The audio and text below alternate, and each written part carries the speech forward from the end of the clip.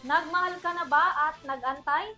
Tiyak kasi na makaka-relate kayo sa pelikulang pagbibidaan ng aktres na si Ann Curtis at ng aktor na si Jericho Rosales na mapapanood na sa darating na Valentine's season. Ano ito? Alamin natin mula kay Sam Martos. Muling magsasama sa pelikula ang dalawa sa mga hinahangaang aktres at aktor sa industriya, walang iba kundi ang Asia's drama king na si Jericho Rosales at ang pambansang diyosa na si Ann Curtis para sa kanilang reunion film. Ito ay pinamagatang The Loved One.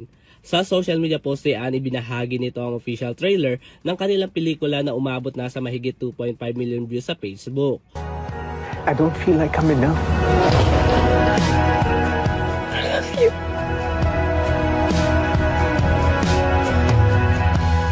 You're just too much for each other. Ang pelikulang The Loved One ay tumutukoy para sa mga taong patuloy na nagmamahal at kayang maghintay. Bukod kay Ann at Jericho, kabilang din sa pelikula si Miss Universe 2018 Catriona Gray, kung saan ito rin ang kanyang debut pagdating sa pag-arte. Samantala, mabibili naman ang ticket na to sa lahat ng SM Ticket outlets.